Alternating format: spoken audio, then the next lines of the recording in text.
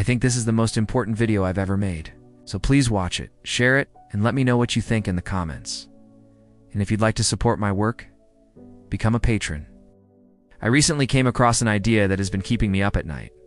The idea that maybe you're not the one who's awake and the one who's dreaming, but you're the dream. Maybe you are the dream, and there's something else that's actually awake. Let me explain. We all know what it feels like to have a dream. A world of fantasy and imagery that unfolds within our minds while we're sleeping, or at least what we think is sleeping. When we dream, we experience a continuity of thoughts and sensations that feel real in the moment. Even though when we wake up, we realize they were just a figment of our imagination. We've all also heard the expression, "Don't stay up all night dreaming about the day." But what if the idea of staying awake is just another dream within the larger dream that is you?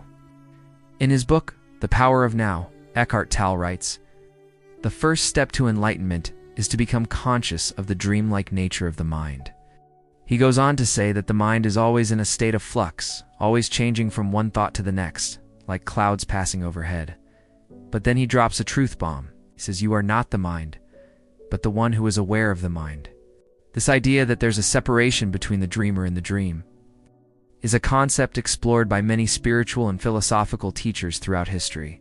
For example, the ancient Greek philosopher Plato said, "The world of the senses is like a cave.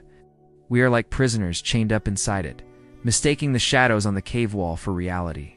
In Plato's allegory of the cave, the prisoners who are chained up and facing the wall represent people who are trapped in their own minds, unable to see the true nature of reality. They mistake the shadows on the wall for reality, when in fact it's just a projection of the fire behind them.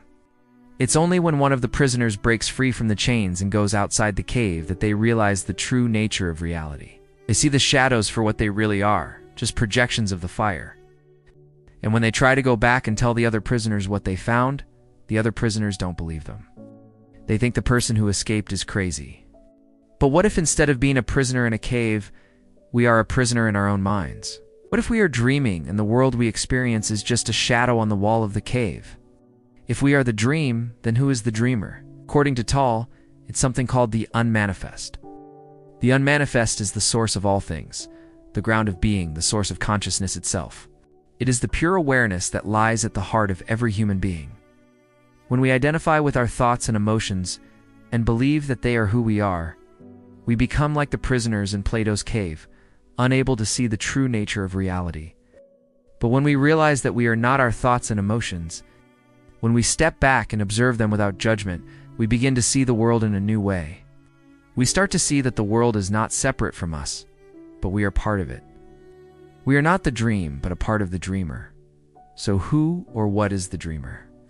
It might be something bigger than us, a higher intelligence that we can't comprehend. Or it may just be that there is no dreamer, that the idea of a dreamer is just another story told by the dream.